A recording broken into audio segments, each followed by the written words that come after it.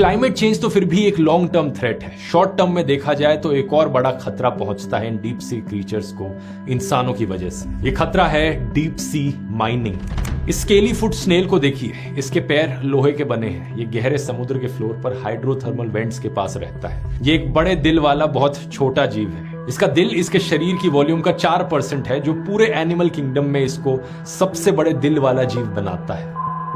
अगर इंसानों में इतना बड़ा दिल होता तो हमारे सिर जितना बड़ा दिल होता। इस समुद्र के फ्लोर पर हाइड्रोथर्मल वेंट्स के पास जाने कितने लाखों सालों से रह रहा है, लेकिन कुछ क्रॉनिक कैपिटलिस्ट इसको भी खत्म करने पर तुले हैं। ये स्नेल अभी तक 3 जगहों पर पाया गया है और उन तीनों जगहों पर माइनिंग कंपनीज की नजर पड़ी हुई है। वो चाहते हैं इन हाइड्रोथर्मल वेंट्स के पास सोने और चांदी की माइनिंग करें। कुछ लोग चाहते हैं सिर्फ पैसों के लिए यहाँ पर बड़ी बड़ी मशीनें भेजी जाएं जो इतनी गहराइयों में जाकर खुदाई करेंगी समुद्र के नीचे, और ये जो सारा इकोसिस्टम है ये तबाह हो जाएगा। यहां मैं सीधा कहूंगा, कुछ डोनाल्ड ट्रंप जैसे निकम्मे पॉलिटिशियंस हैं जो पूरी धरती के लिए एक बोझ बने हुए हैं। ऐसे पॉलिटिशियंस बार बार अपने फॉलोअर्स का ब्रेन वॉश करते हैं ये कहकर कि क्लाइमेट चेंज जैसी कोई चीज नहीं है। I terminated the ridiculous Green New Scam.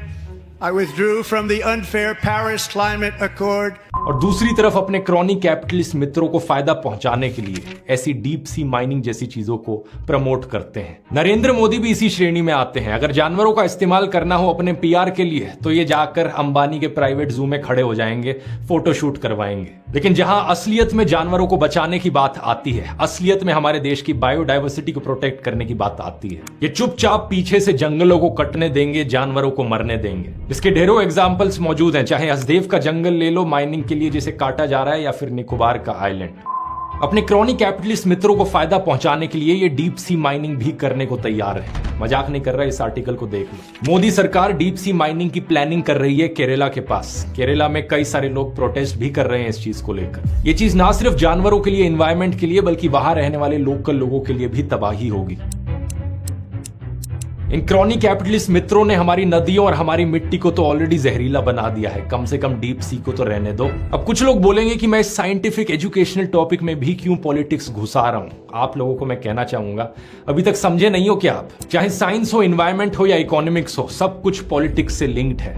इन्हीं निकम्मे पॉलिटिशियंस की वजह से देश में मिडिल क्लास खत्म हो रही है, क्योंकि अपने मित्रों को फायदा पहुंचाना चाहते हैं। और इन्हीं निकम्मे पॉलिटिशियंस की वजह से बची कुछ इन्वायरमेंट भी तहस नहस हो जाएगी, क्योंकि ये अपने मित्रों की सोचते हैं, आपकी नहीं। डीप सी माइनिंग एक ऐसी चीज है दोस्तों जो आज तक दुनिया में कहीं शुरू नहीं हुई है, लेकिन दुनिया भर के निकम्मे पॉलिटिशियंस और इनके क्रॉनिक कैपिटलिस्ट मित्र कोशिश पूरी कर रहे हैं कि ये डीप सी माइनिंग कर सके। यूनाइटेड नेशंस की एक इंटरनेशनल सीबेड अथॉरिटी है जिसके पास ये ताकत है दुनिया में किसी भी देश को ये परमिशन देने की। हालांकि आज तक किसी भी देश को परमिशन नहीं मिली है डीप सी माइनिंग करने की, लेकिन इस ऑर्गेनाइजेशन पर प्रेशर बहुत बनाया जा रहा है। कहा जा रहा है कि इस साल ये कुछ कंपनियों को परमिशन दे सकते हैं, लेकिन हमें जरूरत है यहां पर अपनी आवाज उठाने की और जनता की ताकत दिखाने की। बहुत सारे एनजीओज और एक्टिविस्ट ने ऑलरेडी आवाज उठाई है डीप सी माइनिंग के खिलाफ। करीब 32 ऐसे देश हैं जो ओपनली कह रहे हैं कि हम डीप सी माइनिंग को सपोर्ट नहीं करेंगे। इन देशों के नाम आप यहां स्क्रीन पर देख सकते हैं। ग्रीन पीस ने एक ये पेटिशन बनाई है दुनिया की सभी सरकारों पर प्रेशर डालने के लिए,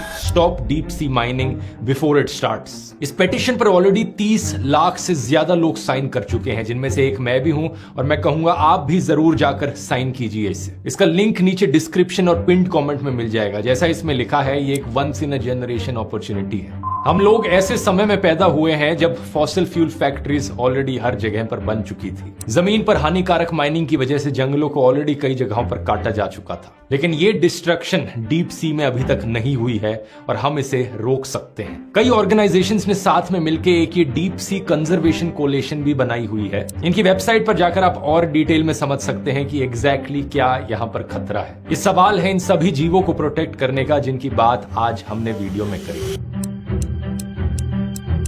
जैसा महात्मा गांधी जी ने कहा था, the world has enough for everyone's need but not enough for everyone's greed. प्रकृति हमारी जरूरतों को पूरा जरूर कर सकती है, लेकिन हमारे लालच को नहीं। इसलिए जरूरी है इन लालची अरबपतियों से लड़ना।